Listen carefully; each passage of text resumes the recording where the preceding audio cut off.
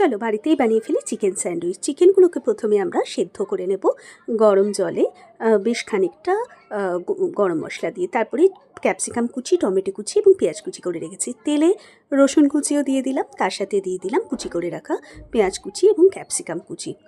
এইগুলো দেওয়ার পর বেশ কিছুক্ষণ ভাজার পরে আমি দিয়ে দেবো চিকেনগুলো। একটু সামান্য ছাড়িয়ে নেব, আমি কাঁটা চামচে করে ছাড়াচ্ছি, তোমরা হাতে করেও ছাড়াতে পারো, গরম ছিল বলে কাঁটা চামচে করে ছাড়াচ্ছি। এরপরে চিকেনগুলো দিয়ে দেওয়া হবে কড়াইয়ের মধ্যে। ভালোভাবে নেড়ে চেড়ে একটু সামান্য নুন দিয়ে আমরা এটাকে নামিয়ে নেব। আর একদম নামানোর পরে একটু লেবুর রসও দিয়ে দেবো, যাতে খুব সুন্দর একটা টেস্ট আসে। লেবুর রসটা দেওয়ার পরে আমরা দেব কিন্তু এখানে মেয়োনিজ। মেয়োনিজটা দিলে স্যান্ডউইচের ভীষণ মাখো মাখো হয়। মেয়োনিজ দিয়ে দেবো, খুব বেশি না, আমি এগুলো একটু কমই ইউজ করি। মেয়োনিজের সাথে দিয়ে দেবো অল্প একটু টমেটো সস আর চিলি সস।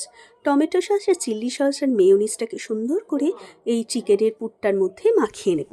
মাখানোর পরে ব্রেডের ওপরে, দেখো আমি নর্মাল ব্রেডই নিয়েছি, বাড়িতে তৈরি করছি সাধারণভাবে, পুরটাকে সুন্দর করে সাজিয়ে নেব। তারপরে দিয়ে দেবো তোমার চিজটা।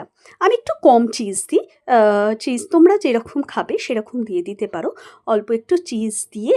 আর হ্যাঁ, আমি কিন্তু ব্রেডের দুপাশে বাটার সুন্দর করে মাখিয়ে নিয়েছিলাম।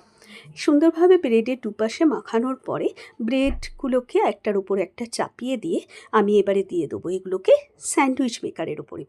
স্যান্ডউইচ মেকারের ওপরে দিয়ে গ্রিল স্যান্ডউইচ মেকার যেগুলো থাকে সেগুলোতে দেওয়ার পরে বেশ কিছুক্ষণ পর যখন হয়ে যাবে, দেখো কি সুন্দর পুরো দোকানের মতন তৈরি হয়েছে না? একদম নর্মাল ব্রেডে করা, আমাদের একদম ঘরে হাইজিন মেনটেন করে তৈরি করা। এবারে 3 কোনা করে কেটে নাও, একদম স্যান্ডউইচের মতন। কেউ বলবেই না যে এটা তুমি বানিয়েছো না বাইরে থেকে কিনে এনেছো। এগুলো নিজেরাও টিফিনে খেতে পারো, বাচ্চাদের টিফিনেও দিতে পারো। খুব হেলদি, হাইজিন মেনটেন করা এবং খুব পেট ভরা একটা জিনিস। আমি তো মাঝে মাঝে ডিনারেও খাই। বাস তৈরি হয়ে গেল আমাদের